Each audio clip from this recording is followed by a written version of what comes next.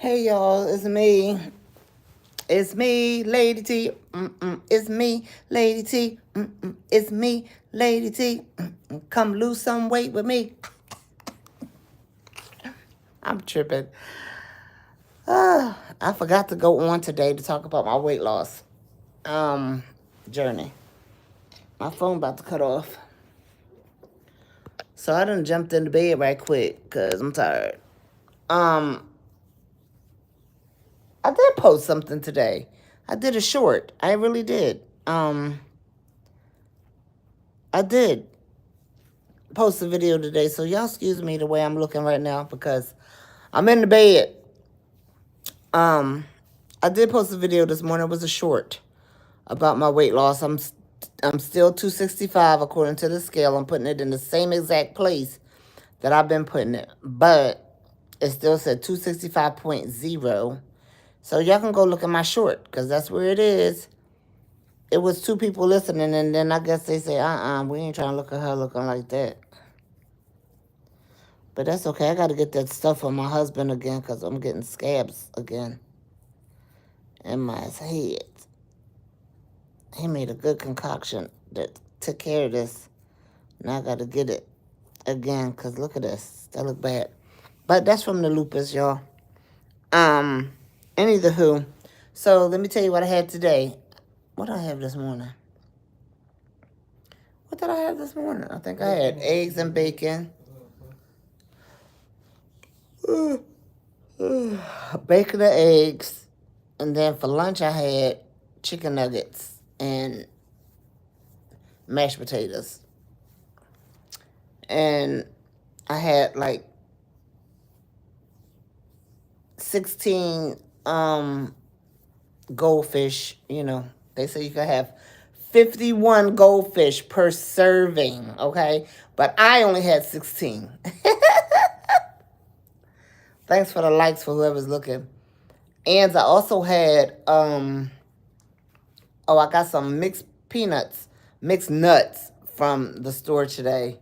So I had like 7, 8, I had about 8 of those mixed nuts. Because I don't really like nuts like that. I eat them sometimes, though, because I do sometimes get a craving for them.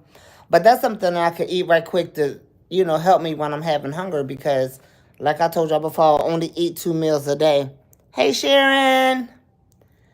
I only eat 2 meals. I eat breakfast and I eat lunch and dinner. Luncheoner. Call it luncheoner. I eat luncheoner. And that's what we do. We eat 2 meals a day. And then, we snack in between. But our snack, I got my husband counting. I got my husband counting when we eat our chips or whatever it is. It says eat 13 chips or 15 chips. And he bought something today that said, he was like, look, because my goldfish, the cheese goldfish, on the packages that I could eat 51. He gonna tell me he got something today that said he could eat 52 chips. I'm cracking up. So we really going on this thing doing never fails. So we really, it's funny, but it's not funny. Eat some pretzels for your snack. Hey, Dusty. Hi, Canada plays or Canada plays. I don't know how you say that. But Dusty said eat some pretzels. I don't like pretzels that much. I have to be in a real serious mood to eat pretzels. I just really don't like pretzels. Now, unless I get the long ones, the long stick ones, now I will eat those. I would eat those, but I don't like the little pretzels, the twisted pretzels. I don't like them. I don't know what that is, but that's a good idea, Dusty. Maybe I will get some pretzels because even you could put that in some peanut butter. You know, it's promised. What? Then that's why you need to eat them because I don't like them. That means I won't eat that much. I understand what you're saying, Dusty. I do understand. Sharon, you're the what they call y'all? Um. Anyway, you got somebody on here acting crazy already. We just started. Anyway, so again, the scale this morning said 265. So I didn't lose or gain. Okay. And I did a short. I have a short on there. But again, I told y'all what I ate. I didn't eat that much, but I was hungry today. I didn't even eat that much though. I have grapes. I still have grapes. I got some mandarin oranges and again some peanuts, the mixed nuts anyway. And what else I get? The snack on? Oh, the goldfish. The orange goldfish. So we got enough to snack on, and it's so funny because that count that I found on the back of the back of the food, that tells you how many you can eat. We actually go by that. Like it's funny to me because I never thought I would be the one looking at something like that and really make it happen. I had some chips the other night, and I promise you, it said 13 chips. I sat right here and I put 13 chips on a napkin, and I ate those 13 chips. And the funny thing about it is now that I'm doing that and only eating like 13 chips or whatever the label says, my bags of chips are lasting. Like I have 3 bags of chips around here that if I wasn't doing that, those chips would have been gone by now. So the bags that I've opened up and I'm only eating 13 chips out of, it's so weird because they're still here. And before I started this weight loss journey, I was eating everything. Like, if I got a bag of chips, the whole bag was going to be gone. If I got a bag of cheese curls, the whole bag was going to be gone. But what I'm learning from this situation is that moderation. If you do things in moderation, you will start losing weight. So that's what I'm trying to do right now. I'm trying to just do moderation. And it's cracking me up that the labels are on the bag and somebody actually thought to tell somebody they could eat 13 chips. Where did you get that number from? What math were you doing that made you come up with that number 13? One package says 51. You can have 51 pieces, but goldfish are little. So they're like this. The goldfish are little. But they tell you can have 51 pieces per serving. I'm not going to count out 51 pieces. I'm going to tell you that. And I think that's a psychological thing that they do too, okay? Especially with a number that high as 51. I'm not going to count out 51 pieces of goldfish. I'm not doing that. So now I know I'll pour some in my hand, and I know it's not 51 in my hand, so I'll eat what's in my hand and keep it moving. Because I'm not going to count 51 goldfish. Y'all crazy if y'all think I'm going to count 51.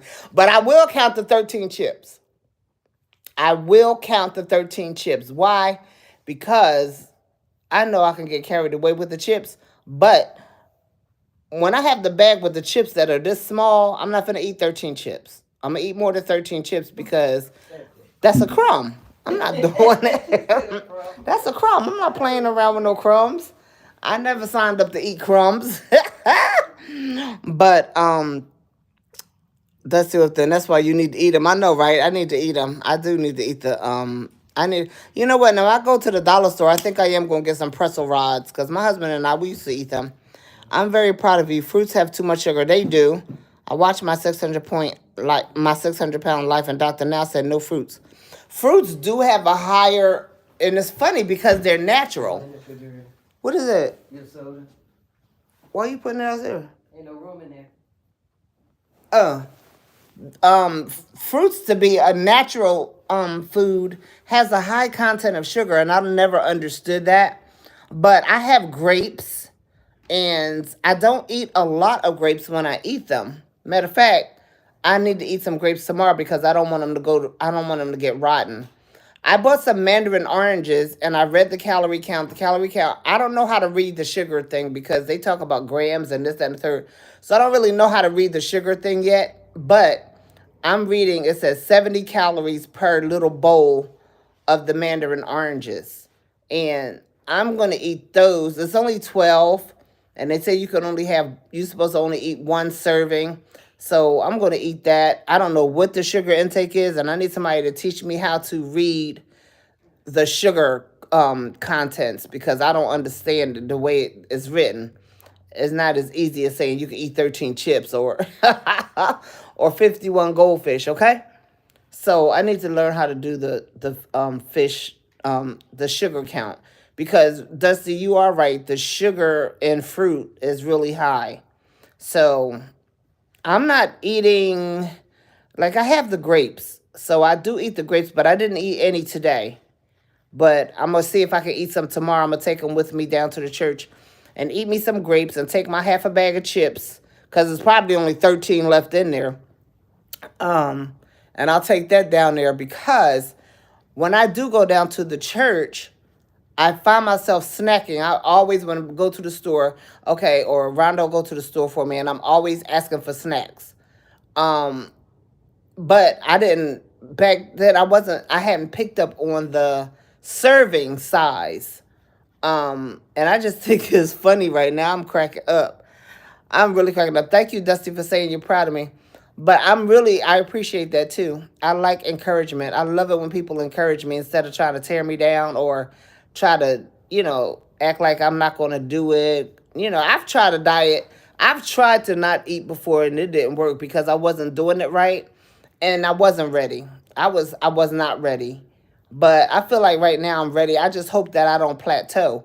That's one of the things I worry about too, because I've been on 65 for 2 days now. I needed to go down. I don't want it to go up, but I needed to go down. So we're gonna see what happens tomorrow when I get up. I'm gonna weigh myself again. And I've already eaten my dinner like at 3:30, and I had some nuts, and I had some goldfish when I was on the bus coming home. So right now I don't feel hungry, but if I do feel hungry, I'm gonna get up and I'm gonna get one of those mandarin oranges, I think, because that's only 70 calories. But that's still to me a lot of calories for something so small, because the bowl is like this. It's like this, right? So it's not that much in it, but if push come to shove, I'm probably, because it's going to start getting warm soon. This is March, so it'll probably start getting warm next month. So I'll probably revert to eating the little baby oranges, the little oranges. I'll probably revert to eating those, but not as much because of the sugar content, like you said, Dusty. And I just don't want to be doing it. And Dr. Now, first of all, I really need to see a nutritionist because I need to know how many calories I should be intaking every day. Only calories that I know about are the ones that are listed on the snacks and the sodas and the juices and stuff. The calorie intake and how many calories per serving. Now, if somebody's cooking in the house and they're making a plate, I don't know what that calorie count is.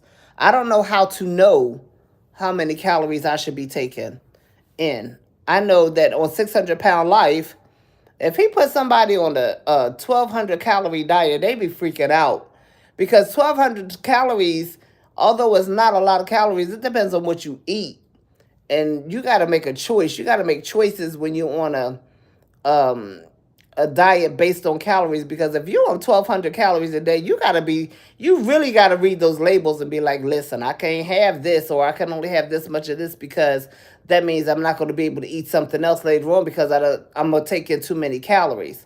So if I eat a whole bag of chips, and a whole bag of chips is 150 calories, I got to make sure that I don't eat something else that's gonna take up my calorie intake. But it's a learning process. I'm new to this, but I want to be true to this. I really do. And honey, Google his diet. I'm sure you can find it. Yeah, okay. I'll Google his diet. I just want to make sure I understand the caloric intake, because I just don't.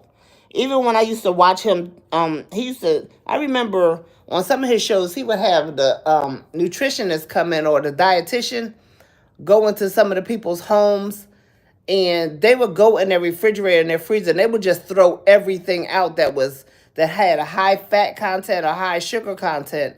And I used to think that was so wrong, because you putting people in shock when you just take every single thing that they've been eating, you just take it out the refrigerator, and now they are shocked. And that's what makes people binge too. is when you take everything from somebody that they're used to eating, and then you give them this low calorie diet. That's why they binged a lot on them shows too, because their mindset was so much that they that's what they ate, and that's what their body was craving, and then you just come and snatch everything from them and tell them to eat, eat this little portion of food like this, and they're not trying to have it. They like, I've been eating two pizzas, two whole pizzas, and now you gonna tell me I gotta eat rabbit food, or are you gonna tell me I gotta eat something like this portion size, and I'm supposed to be okay with that? But some people did it and some people couldn't. I did some lettuce and put some vegetables all in it, and only enough mayo to hold it together. I saw somebody do that. They had it was a veggie sandwich, but they made it with lettuce. They made it with lettuce. There was no bread involved. And y'all, my husband has caught on. This morning, he did not give me any bread. Yesterday, he did not give me any bread. And I'm so proud of him because he know I'm serious now. But my husband is the type of person who can once he put his mind to something, he can do it. What she do? When he put his mind to something, he can do it. If he put his if he put his mind to losing weight, my husband scared me so bad one time when he went on his weight loss journey. He scared me so bad. The man was eating. I thought he looked like he was on crack, but he scared me because he had just made up his mind that he wasn't going to eat certain things, and if he ate certain things, he was only going to eat a certain amount of it. I'm trying to lock my door, y'all, because Rhonda just left. And he lost so much weight doing that. There was no such thing as Ozempic back then, and all this other weight loss medicine. Hold on, y'all. There was no such thing as that stuff back then, but I'm trying to tell you, that man, when I said, before they start putting on the potato chip bags, 13 chips, my husband was eating stuff like that, and I'm trying to tell you, he would eat chips, and he would get like, it would be a big chip in the bag, and he would break that big chip into like 90 pieces, I promise you. And then he eat it like this. He have it in his hand, hold it in his hand and eat like this. I was like, you know what? You get on my nerves. But he lost weight and I didn't, because I didn't follow what he was doing. I wasn't ready. I wasn't ready at all. And I was like, I'm not doing that. Right? You did that? I did. And I said, I'm not doing that. I wasn't ready. But we had done the Daniel fast. My husband and I had done the Daniel fast. And when we did the Daniel fast, we both lost weight. But of course, old habits. I went back to my old habits. And I gained all this weight. And I was so dumb. I'm going to tell y'all this, full transparency. I was so dumb at one point in my life that I I shouldn't tell y'all this, but I'm going to tell y'all. I actually wanted to reach the goal of being 200 pounds. Don't ask me why, but I thought in my mind, I was like, oh, 200 pounds, that's a good goal. Why would anybody want to be 200 pounds if they don't have to be? That was stupid. My weight was inching up, and I just was like, oh, wow, I'm almost 200 pounds. That's going to be good. Why would I even think that? Then at my highest, I was 287 pounds. And then I started getting scared because I was like, girl, do you know that you are, 287, 13 pounds away from 300 pounds? Is that what you're trying to do? You trying to be 300 pounds? And I'm telling myself, no, you know you don't want to be 300 pounds. But I was just,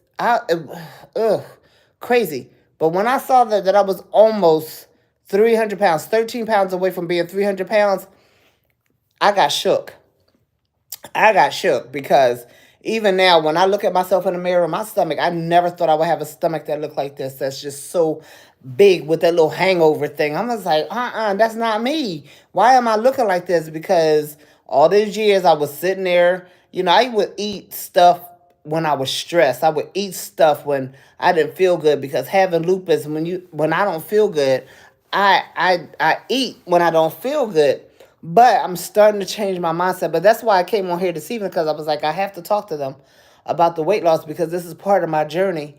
And I want y'all to ride with me, and I want y'all to help me. And I was like, oh my goodness, I almost forgot. But I had already gotten to bed, and I was like, Anyway, Sharon said, don't beat yourself up though.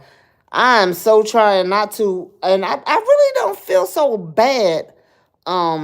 Dusty said, I don't put chemicals in my body if I can help it.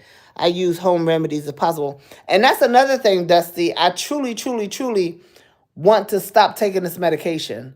I really am sick of taking medication. I take medicine for my blood pressure. I take medicine for blood thinning. I take aspirin for blood thinning because I have the problems with my aneurysms, and I also have a problem with my heart valves. So I take medicine for the aspirin for that. I was on, I forgot the name of the blood thinner that I used to be on, but I wasn't doing right. So because I wasn't doing right, they took me off of it. Coumadin, I think it was called Coumadin, because with Coumadin you have to go and get your blood checked every week, and I wasn't doing. I was like, I get tired of y'all. I'm not gonna keep running to pick up my blood. So they took me off of the Coumadin.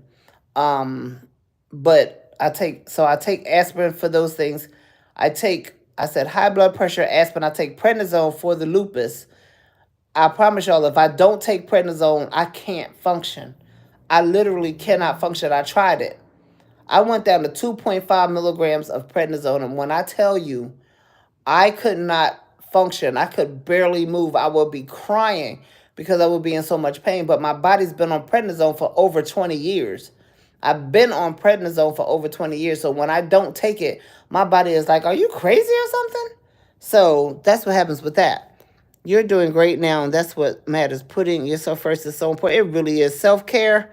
And I have to do this. And CVVVVC said they're 294 pounds. I don't know if that's a female or a male, but well, let's be on a journey together and let's lose weight together.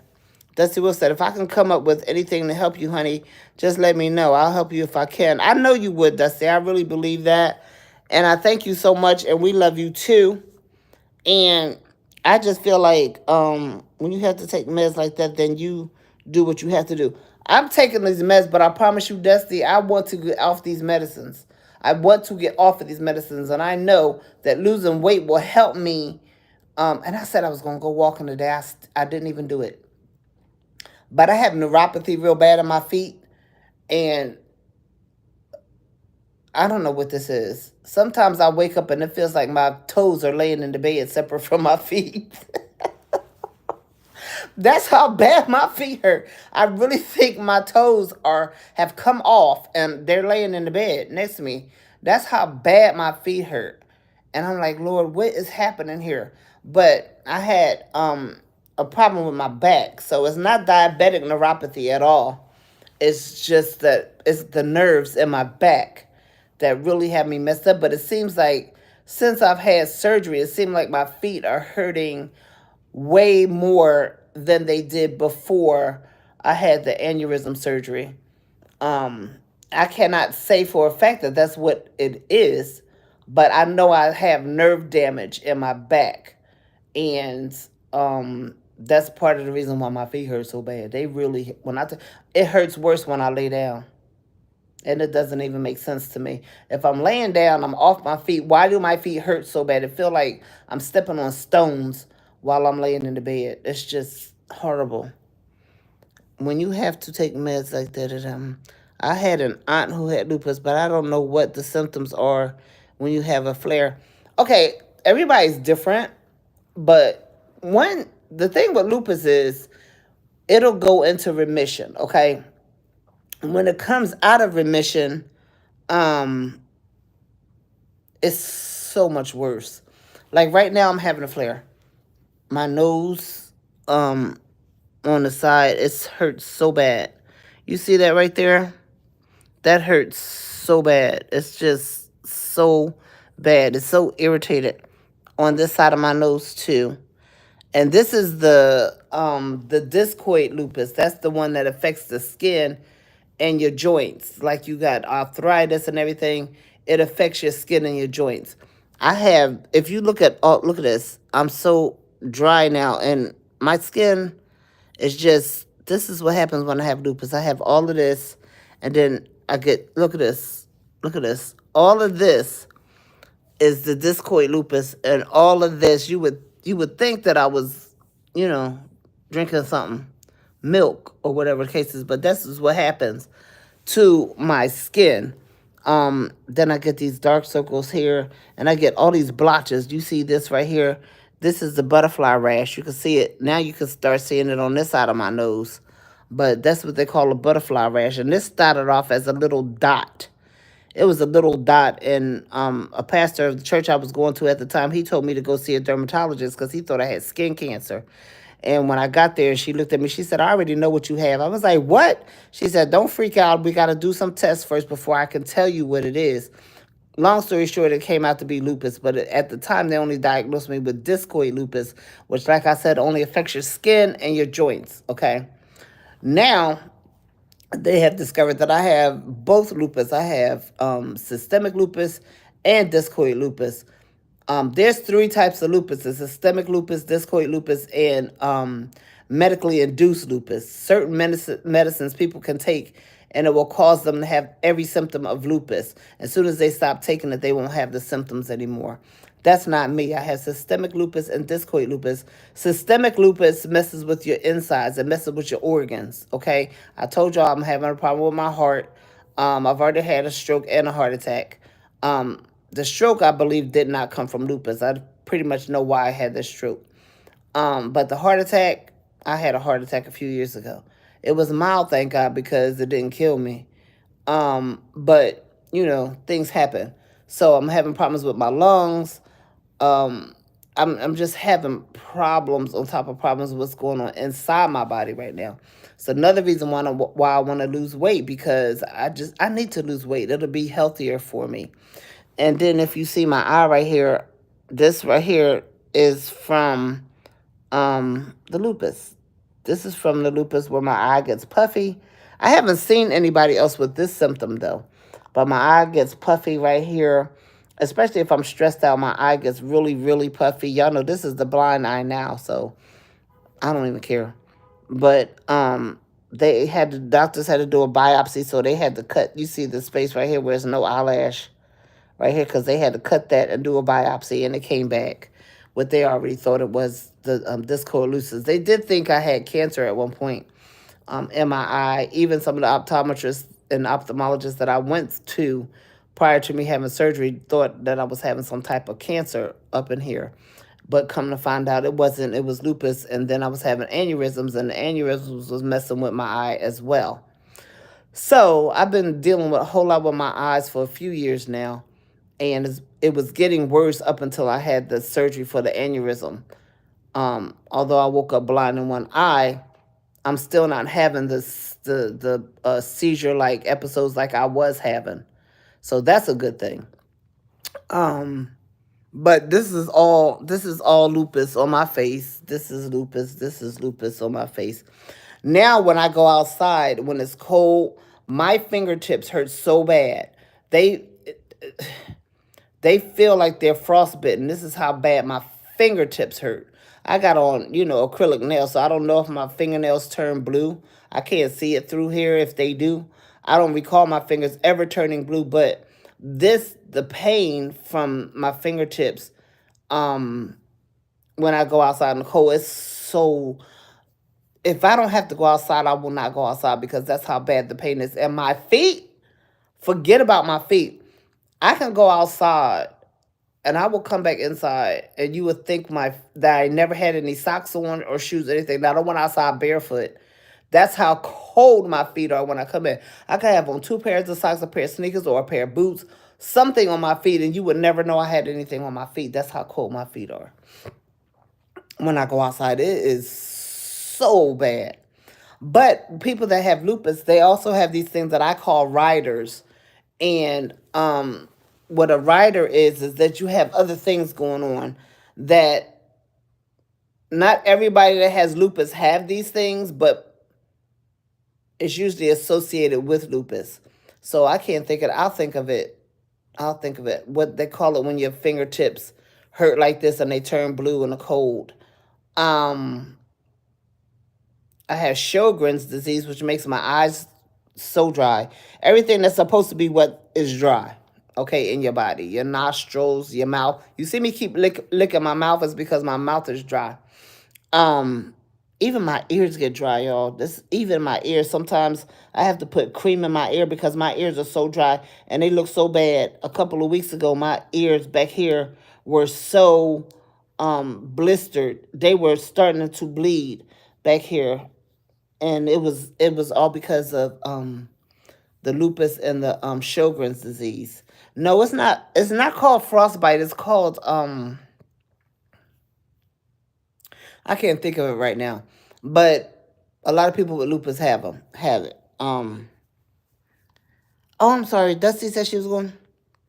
I had an aunt who had it. One of my best friends is on a weight loss program. She comes to me all the time. Bless her heart. If I can help anyone, that's what I do. I understand. Got to pick my child up from school. Love you. Okay, love you too, Dusty. Be safe out there.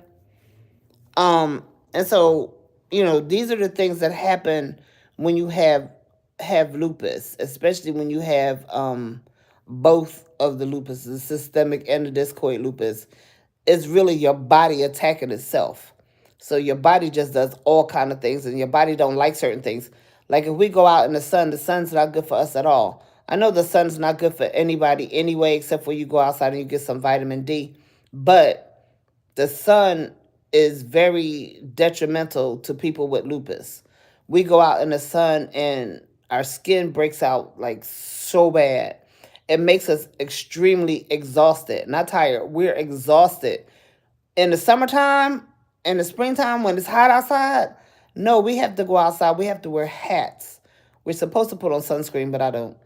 But we're supposed to wear hats when we go outside because the sun rays, they hurt us, they harm us really bad. So we have to, put our armor on. But I don't wear sunscreen for some reason. It's a mental thing with me. I don't like sunscreen. But this is the medicine that I have to use for my face. Okay, no other part of my body actually breaks out like this but my face. And sometimes I won't go anywhere because I tell my husband, I'm like, babe, I look like a monster.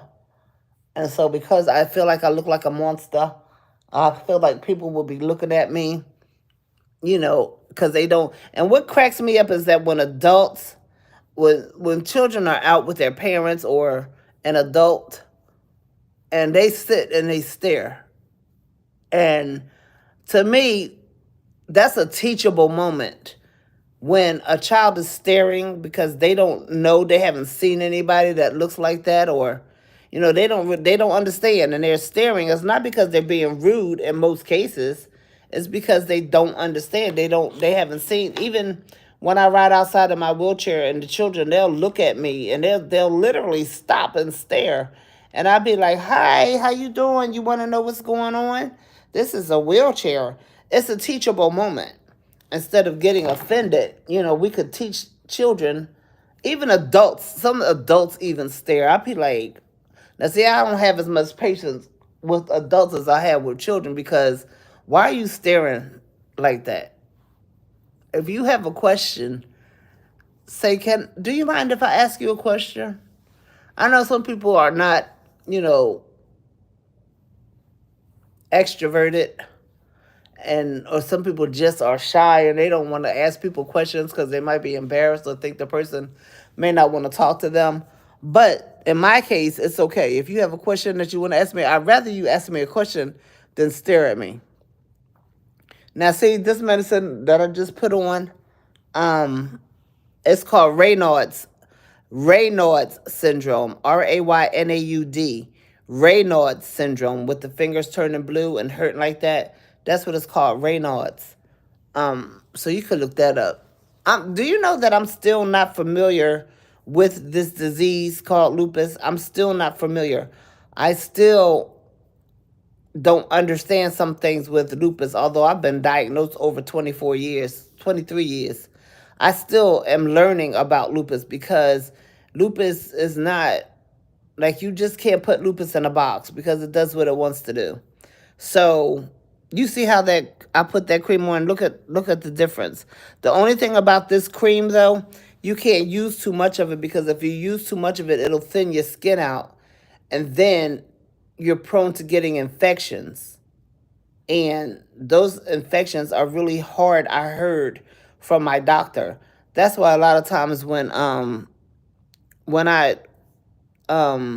did I say? When I see my face is messed up, if I use the cream one day, I might not use it the next day because I'm scared of my skin thinning out and then me starting to have infections. I can't tolerate that. So I'd rather be ugly for a few days and you know then use the cream again. But I didn't know there were several different types of lupus. How long did it take for you to get your diagnosis? Years. It took years for me to get my diagnosis. Even when I was a child, people didn't know anything about lupus as a child. I didn't grow up with my family. If I had grown up with my family, I would have known about lupus because I have one cousin who had lupus. And but because I didn't know them, I grew up in foster care. There was no communication, so I had no idea. I didn't nobody who knew about lupus anyway back then. I had never heard of lupus. I didn't even know what it was when I got diagnosed with it. And the doctor told me I had lupus, and I was just crying like a baby. I didn't know what lupus was, okay? But I was crying like a little punk. But the thing with lupus is lupus mimics a lot of things. Lupus is an autoimmune disease, and a lot of autoimmune disease have the same symptoms. So in my case, because every time I got blood tests, it's this one particular test called an ANA. ANA. This particular test always came back negative, or the numbers were low, so they never thought that I had an autoimmune disease. They especially didn't think I had lupus. But one day, I was so messed up. My husband found, he just went on the internet. He was like, I don't know what's wrong with my wife, but I got to find out. So he went and found this doctor. I don't even know what made him look up this doctor, but he found this doctor and she confirmed that I had systemic lupus as well as discoid lupus. And that's when, they started giving me medications. Now with me, I can't take a lot of medications. Medications make me sick. I tried methotrexate. I can't take that. I tried it in pill and needle form. I tried uh what's the name of that? Methotrexate. Methotrexate. I don't take methotrexate, and the reason why I don't take methotrexate is because now that I'm blind in my right eye, methotrexate can can cause you to go blind. Okay, and I'm like, no, I can only see out of one eye now. I'm not gonna take this medication and go blind in this eye. No, we're not gonna do that. No, you can keep the methotrexate. Okay. Um, what was the other one? Every medicine that they have given me, I've had some kind of adverse effect. So my doctor told me, he said, if you were able to take these other medications that I prescribed you, you wouldn't be having symptoms like you have now. You would be okay. You would still have lupus, but the symptoms would not be bothering you like that. They basically would be in remission. But because I can't take medicine, the only medicine that I've been able to take successfully is prednisone. And my doctor wants me to come off of prednisone. And I told him, no, I'm not coming off of prednisone, buddy. Especially now that that other medicine try to make you, it can make you go blind. I'm in this lupus group, and I be looking at the people, and they be like, oh yeah, I'm losing my eyesight and I can't see as well. And a lot of that. When I started reading that out, I came off that medicine so fast. And I sent my doctor a note. I said, I'm not taking this medicine because I'm blind in one eye. I'm not going to be blind in both of my eyes, okay? Not for something that I did. No, I'm not doing it. So I think I got diagnosed in 2001, 2002, something like that. Um, I got diagnosed, and it was a relief, but it was scary because again, I didn't have no clue what lupus was. I didn't know what lupus was. What? I didn't educate myself on lupus either. But then I did find my cousin, um, and she had lupus, and hers was so much worse than mine. Her face was so bad. She had scars on her face that were raised, and and all her hair fell out, so she had to wear wigs. Her skin was discolored. She couldn't go outside without having a scarf and a hat on her head because she would break out so bad from being in the sun. And then when she died, I lost it. I lost it because she was the only person who understood me. Nobody else in my family understood me because nobody else had it. And she was the only one who could sympathize with me, and empathize with me. She was there for me. We were there for each other, and then she went ahead and died. But again, her lupus was way worse than mine. And she was just having so many problems. And then stress, when you have an autoimmune disease, stress makes your disease progress.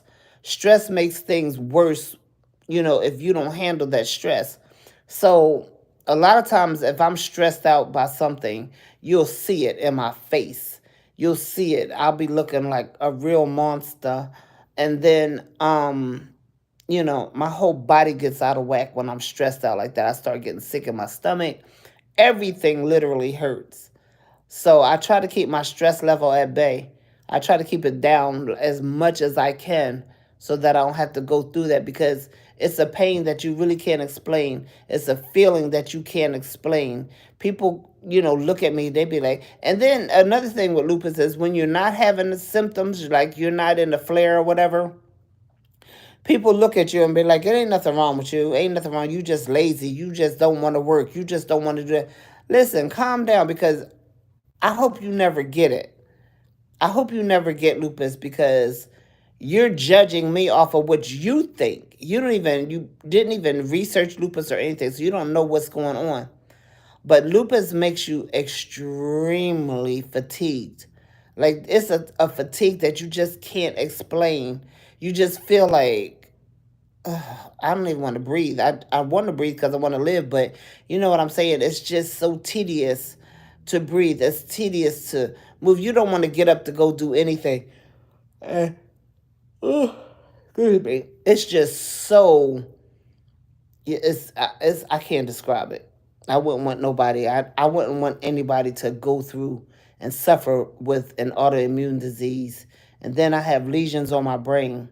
I have lesions on my brain, and these lesions, they said that I could possibly go into early dementia because of the lesions on my brain. So my doctor actually thought because of the lesions, he actually thought that I had MS.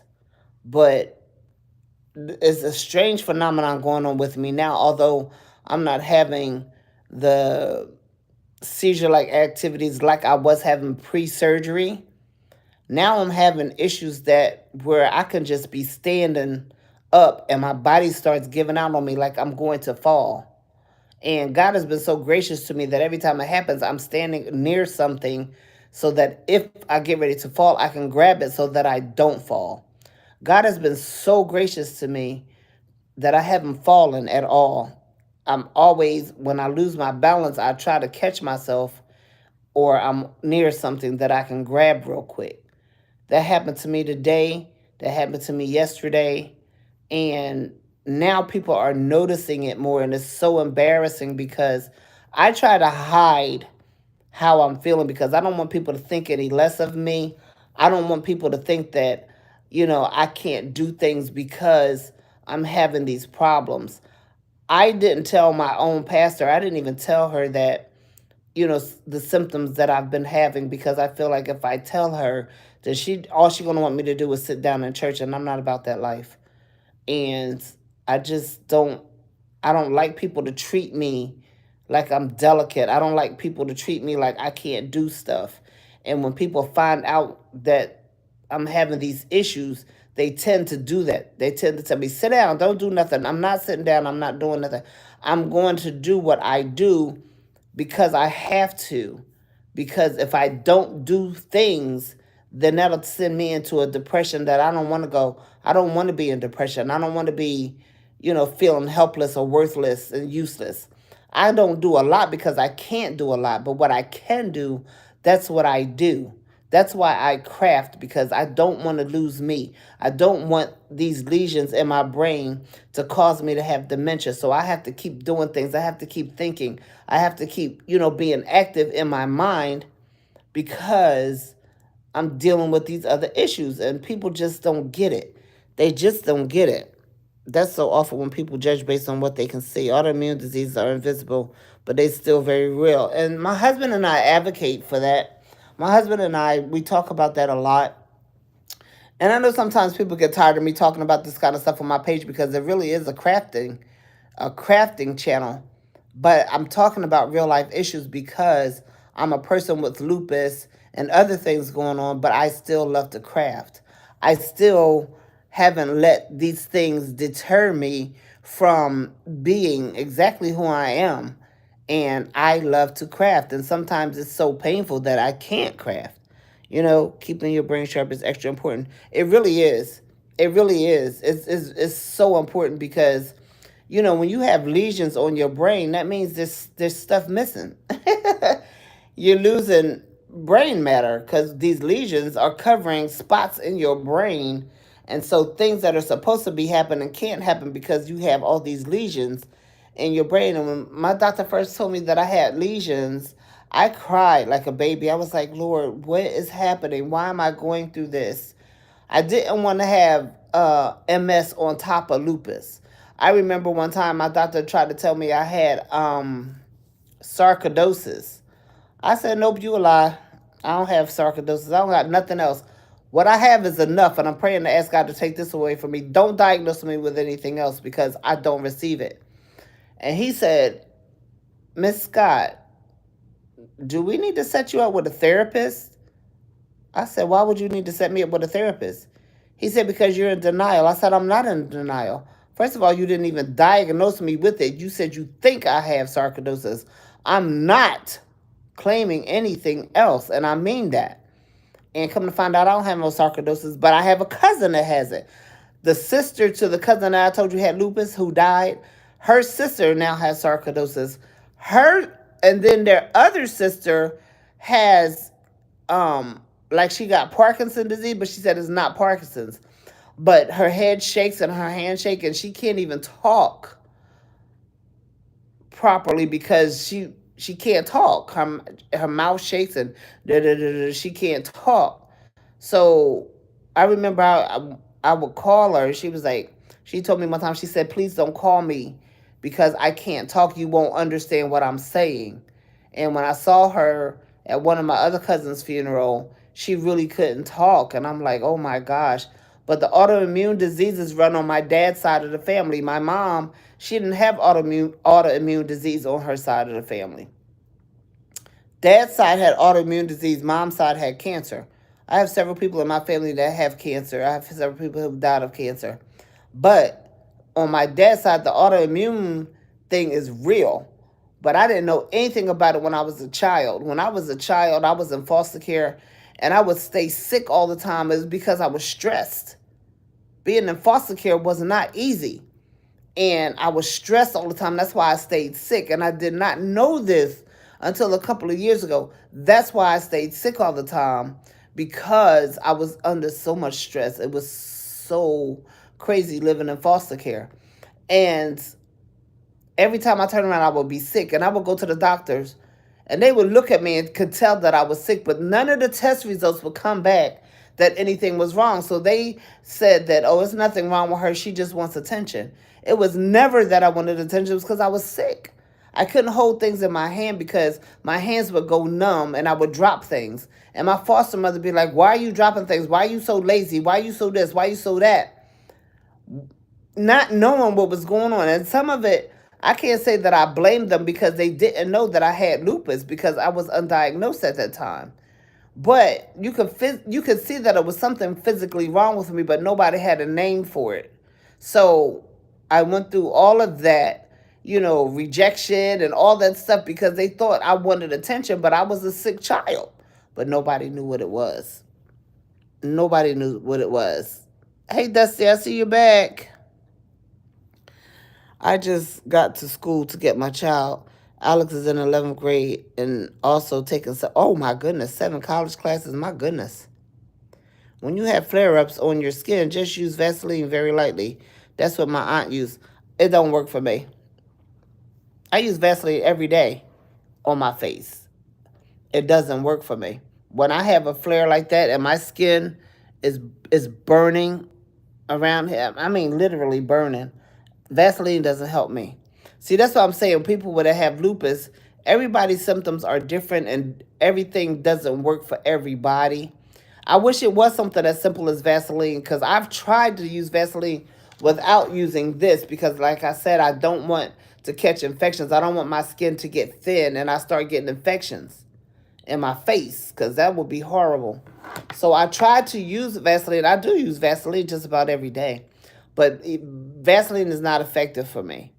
But you had left, Dusty, but my face was all jacked up around here and around here. My hair was white, looking disgusting, okay?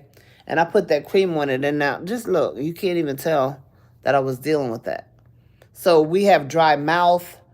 With Sjogren's, your mouth gets dry. I get ulcers in my mouth, which can be very painful. I get all kind of bumps and stuff down and like down in there. Ooh, lupus is the devil, y'all. Some doctors don't buy into the fact that we don't solely rely on them where our physical health is concerned. There's nothing wrong with relying on our faith too. Absolutely. And when I go to my doctor, I have one doctor that I go to. And he says, Teresa, he said, every time you come here, you inspire me. I'm supposed to be inspiring you and helping you. But every time you come here, you inspire me. He said, I don't know what this is. He said, because I'm supposed to be helping you, but you're helping me. Because I talk about my faith in God. I talk about how God has blessed me. Even though I had a heart attack, I had a stroke, my blood count went down to 2. And the doctor literally told my husband that I was dying on the table in the emergency room. And then when I had people come up and pray for me, and I was believing what they were praying and what they were saying, my blood count started going up. My blood count started going up. The doctor said, we don't know what is happening here, but what I do know is that your wife is going to be okay. My blood count started going up a little bit at a time. Every time they came back to draw my blood, to test my blood count was up. My blood count was up. I still had to get a blood transfusion, but the point is that my blood count was going up. But my faith in God has been what has brought me through. And I don't mind telling the doctor. I'll tell the doctor in a heartbeat. Let me tell you, I thank God for you, but I thank God for God. I thank God for how he's using you, but I don't have to take all of this medication. I have turned down medications and my doctors be looking at me like, what's wrong with you? No, what's wrong with you that you question my faith? I don't want to take this medicine. I'm tired of this medicine because when you take medication, most of the time, when you take something for one thing, it messes up something else. You look at all these medications now, you look at the list of things that could go wrong with you when you look at these medications that come on TV. I'd be like, if they talking about could even cause death, why would you take that? Why would you take that chance with your life that you're going to take some medication and it possibly could kill you? And they know that because in their trials, okay, they killed somebody.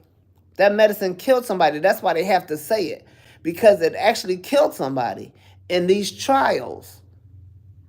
So I know people do trials. I don't want to do a trial because y'all experimenting, and I don't want you to experiment with me because my body reacts so crazy. You know, my husband, he takes certain medications, and he'll take more than prescribed. And I'd be like, what is wrong with you? Like, why do you do that? But he has an iron stomach. Most things don't even bother my husband. I've been married to my husband for going on 26 years. Do you know that in the 26 years that we've been married, I've never seen my husband vomit. I've never seen my husband, his gag reflexes, I don't understand what's wrong with the man. But he has never thrown up. He can't even spit. My husband can't even, I know that's gross what I'm saying to you, but I'm trying to tell you, these are the things that he deals with. Okay? But he could take medication. He could take medication like it ain't nothing. And he'll take and I'll be looking at him like, babe, don't take medicine like that, because if you take medicine like that, it could harm you. It could kill you. He'd be like, yeah, okay. And he'll take it anyway. He said if he going to go to heaven, he just going to go. So I'm like, okay, I ain't like that. I don't. Anyway, oh, honey, we're headed home. Have a restful night. Okay, Dusty, be safe. The side effects is worse than the problem. Exactly. There's some side effects that I've had from taking medication, and I have got right on the phone to call my doctor. I said, you know what? I'm not taking this medicine. I'm not taking this medicine. I know I'm in pain or whatever, but I'm not taking this medicine because of the side effects. When I had my hip replaced, I had my right hip replaced. And when they replaced that hip, I cannot take narcotics. I can't, well, most narcotics I can take. Some of them that I used to couldn't take, I can take now. But I thank God that I can't take narcotics like that because my family um, have addictive personalities.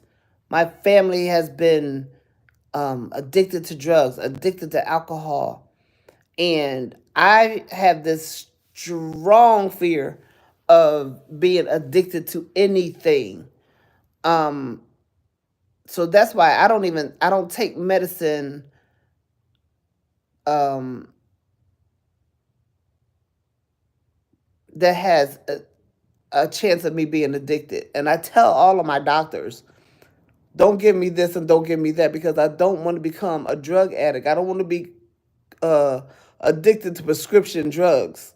Okay, because prescription drug addiction, oh, excuse me, can also lead to street drug addiction.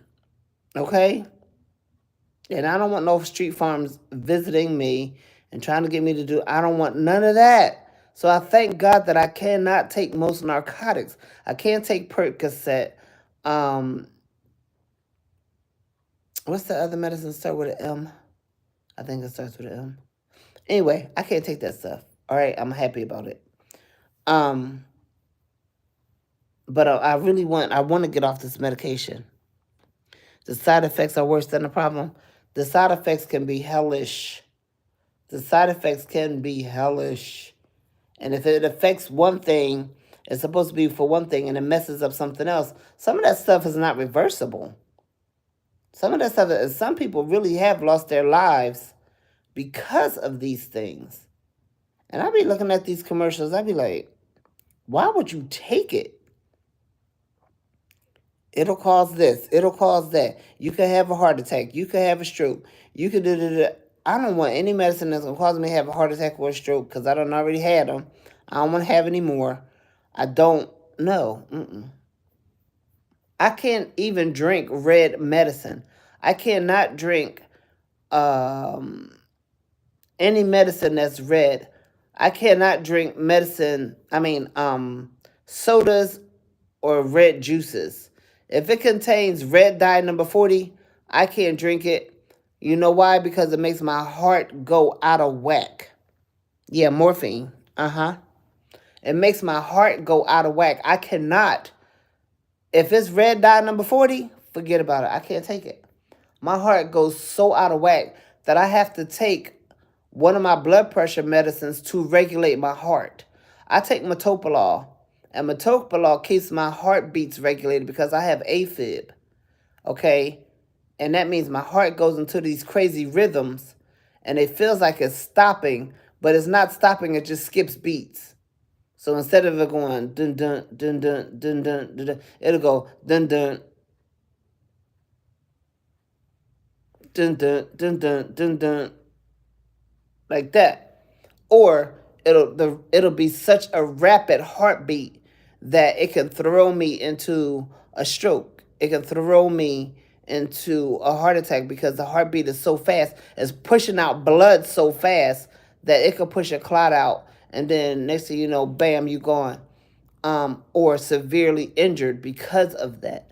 So there's there's a lot going on over here that you know I'm still learning, and people don't understand about autoimmune diseases.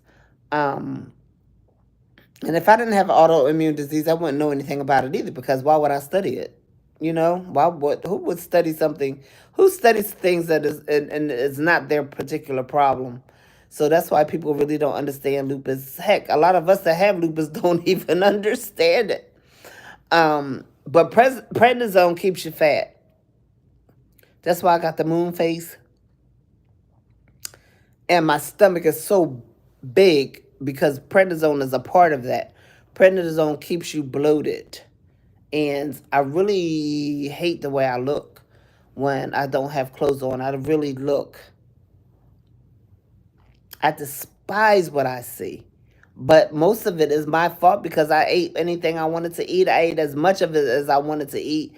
And the end result is I'm fat. My doctor said I'm morbidly obese. Okay? Who wants to hear that? Especially a female. Who wants to hear that? Mm-mm. Dudes walk around with big bellies, but most of the time it's probably because of beer or whatever the case is. And most of the time, you expect a man to have a belly, but not a woman. You know, I'm not a woman. I looked at a picture of me and I was like, oh my god. If you look at the short that I posted, well, one of the videos I put two new thumbnails up. And if you look at those thumbnails and look at me in that red dress, I thought I was cute. And I look at that picture, I'm like, girl, you was jacked up. You didn't even know it. And I thought I was looking cute that day. All that belly, all that belly. That's not cute. So I'm trying. And then I'm also trying the what do they call the fast? The intermittent fasting. So if I don't eat anything, like now it's going to 8 o'clock. If I don't eat anything after 8 o'clock, I won't eat anything till after 8 o'clock in the morning. Um, that's what they call intermittent fasting. However, I just was reading a new study that says instead of 12 hours, They they rather people to do 17 hours of fasting. I'm so not there yet. I'm not even going to stress myself out. I'm not going to force myself to try something that's 5 hours. Oh, excuse me. That's 5 hours more fasting, and I ain't gonna make it. I already know. I'm not even. That's not even a goal that I'm trying to, embark upon. I'm just not going to do that. I'm going to do what I can do that's comfortable for me, that's not going to stress me out and cause me more problems. So I think the journey that I'm on now is okay. I'm not eating bread. Now, thank God that my husband got on board. I'm not eating bread. Um, but I still need to cut down on um, starch. I definitely just cut down on starch. And somebody said I should stop eating meat. But again, I'm not ready to do that. I'm not going to force myself to do things. I'm going to take it slow. I'm 60 and I don't want to try to harm myself by trying to lose weight too fast because that can be a problem as well. And then you wind up gaining it back because you did this starvation diet. And no, I don't want to do that. I don't want to do that. I look at Dr. Now and I see how so many people, oh, excuse me, how so many people struggle on that show. But I also see that a lot of people don't want to change their mindsets. A lot of people have eaten so much so long that it's hard for them to change their minds. And that's why some of them are really not successful. Some of them, they lose the weight or they'll get the bariatric surgery and they'll go through all of that only to turn around and gain that weight back. Why? Because their mindset hasn't changed. If your mindset doesn't change, what you do may change for a moment, but if your mindset hasn't changed, you're going to go right back to old habits. And I know that about myself. I just got to make sure that I discipline myself and I stay disciplined because I just don't think God is pleased the way my body is looking. I know I'm not. So if I'm not, then I don't think God is because, I was a glutton. I wasn't like just throwing food in my mouth and just eating food like I was crazy, but I was eating too much. I was relying on junk, and I would lay in the bed and eat. And it's just this is why I look like I look now. I'm gonna be bold enough one day to take a picture so y'all can really see what I look like because I really look bad. I really look bad. And yeah, I'm hard on myself because I know better. And I know there was no reason for me to be this big. But this is where I am right now. I'm not gonna say I can't do anything about it because I clearly can. I change my portion size, change some of the things I eat, and keep praying. and get on that scale. And every time I get on the scale, thank you, Lord, for losing 1 more pound. Thank you, Lord, for losing so many ounces. Thank you, Lord, for this. Thank you, Lord, for that, because I know what I asked him for. So he's helping me, and I thank God for it. So that's all I want to talk about tonight, because y'all can see I'm sleepy. I'm about to doze off here in a minute. I can't talk when I'm asleep. Or if I do talk in my sleep, you might not want to hear what I say, because there ain't no telling what I might say in my sleep. But thanks for hanging in there with me. Thank you for the encouragement. If it's the Lord's will, we'll be back on tomorrow, but we'll be up earlier. I'll be dressed. I have my hair together and all of that, because I truly forgot to come on. And I was like, oh my gosh, I forgot to do an update. So this is day 3. Is it day 3 of my journey? And again, thank you for hanging out with me. Love y'all, and God bless.